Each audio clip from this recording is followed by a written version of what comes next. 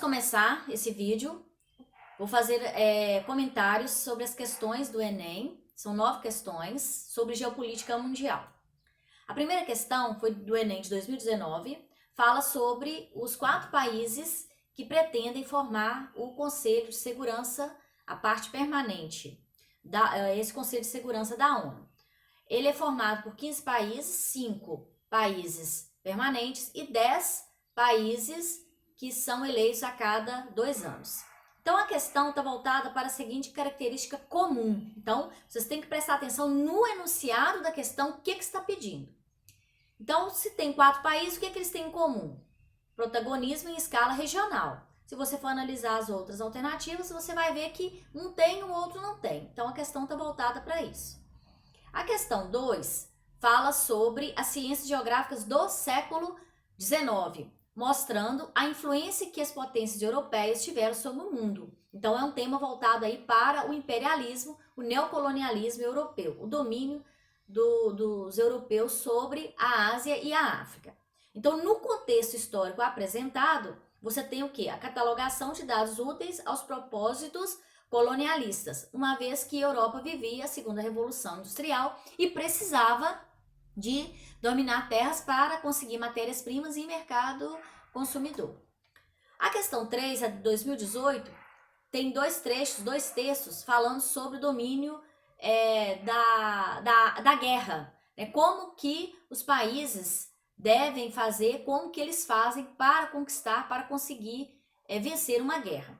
Então, as situações apresentadas atestam a importância da relação entre a topografia e para você ganhar uma guerra, você tem que ter conhecimento da área, da configuração espacial. Saber o lugar que é úmido, o lugar que é seco, o lugar que é montanhoso, o lugar que tem caverna. Então, tanto o primeiro texto como o segundo texto te dá a resposta aí dessa configuração espacial. A questão 4 fala sobre a influência dos Estados Unidos no mundo. A questão geopolítica, onde nós tivemos aí a Primeira Guerra do Golfo, que foi logo após a Guerra Fria, onde os Estados Unidos interferiram na guerra quando Saddam Hussein invadiu o Kuwait e ele teve que retirar suas tropas porque os Estados Unidos enviaram soldados para que ele retirasse esse domínio, saísse do território do Kuwait. A questão 5 é uma questão de 2015 e ela fala sobre a questão de como os países querem se proteger desse domínio dos Estados Unidos. E uma forma de se livrar, né, desse domínio dos Estados Unidos é protegendo mesmo todos os seus dados. Então, a questão está falando assim, as ações tomadas pelos países contra a espionagem revelam preocupação com o quê? Com a segurança dos dados. As alternativas A, B, C e D não tem nada a ver com o enunciado da questão. A questão 6 fala sobre o processo de ocupação do Estado Islâmico, que começa no Iraque, né, a partir de 2003, onde esse grupo ele passa a fazer vários ataques terroristas, passa a dominar toda a região do Iraque, destruindo todos os sítios arqueológicos. Então, o tipo de atentado descrito no texto tem como consequência para as populações a perda dessa identidade cultural, que seria o patrimônio histórico. A questão 7 fala sobre um texto também do historiador Eric Hobsbawm, onde ele fala sobre a questão dos soldados ouvindo os rádios portáteis. Era uma forma de espionar o inimigo.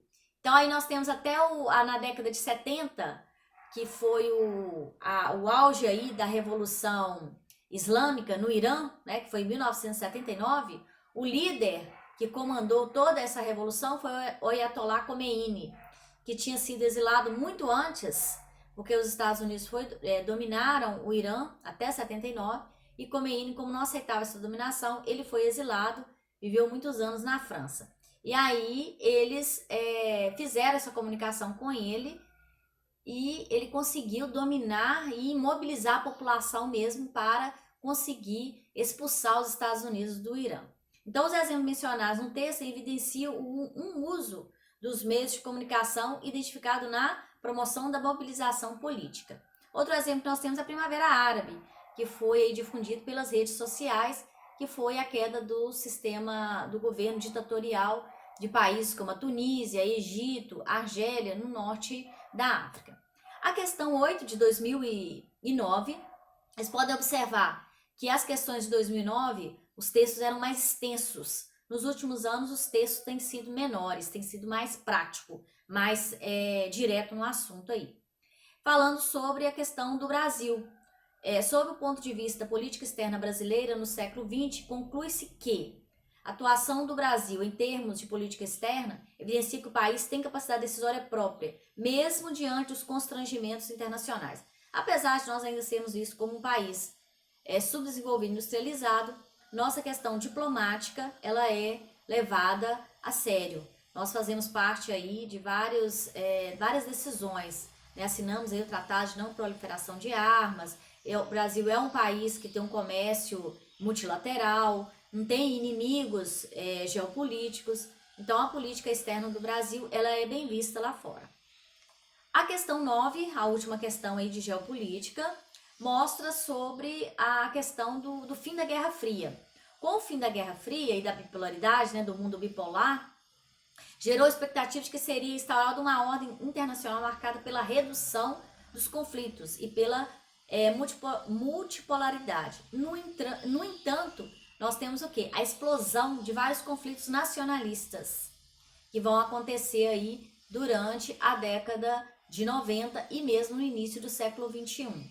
Aí nós temos a questão da Iugoslávia, nós temos a questão aí da região da Caxemira, na Índia, nós temos a questão do Oriente Médio, que também ele tem os conflitos na região do Líbano, da Síria, de Israel. Então nós temos esse aumento aí. Além dessa questão do nacionalismo, você tem as disputas étnicas, você tem o extremismo religioso, os ataques terroristas. Você vê que o maior exemplo de ataque terrorista foi o atentado do 11 de setembro, em 2001, contra os Estados Unidos. O tráfico de drogas e o crime organizado.